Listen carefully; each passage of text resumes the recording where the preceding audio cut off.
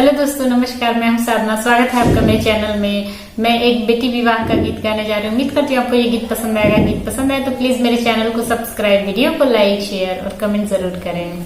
सोवता रहानी अम्मा जी की गोदिया, निदिया उचट गईली मोर हो। सोवता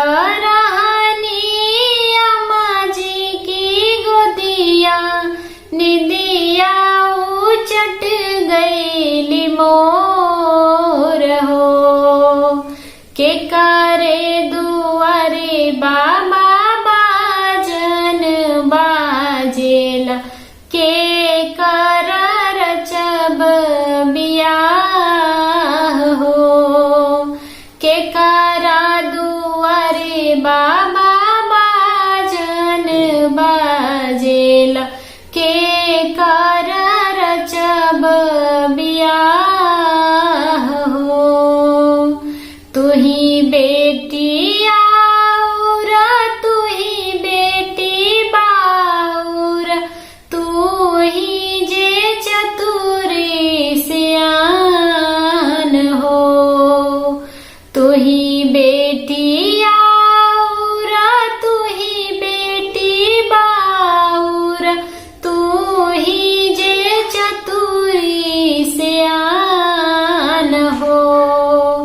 तुहरे दुआरे बेटी बाजन बाजेला, तुहर रचब बियाह हो। तुहरे दुआरे बेटी बाजन बाजेला, तोहर रचब बियाह हो। नहीं सीख्यो बाबा हुए कहू गुड़ ढंग, नहीं सीख्यो राम रसोई हो। नहीं सीख्यो बाबा हुए कहू गुड़ ढंग, नहीं सीख्यो राम रसोई हो।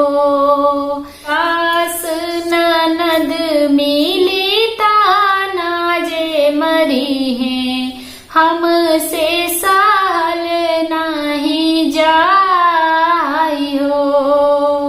सास ननद मिली ताना जे मरी है, हमसे सहल नहीं जाई हो।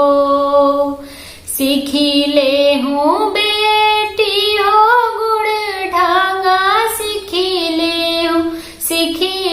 हूँ राम रसोई हो। सीखी ले हूँ बेटी हो गुड़ ढंगा, सीखी ले हूँ राम रसोई हो। सास ननद मिली ताना जे मरी है, सुनी ले हो अचरा पसारी हो। सास ननद मिली ताना जे मरी है, सुनी ले हो अचरा पसारी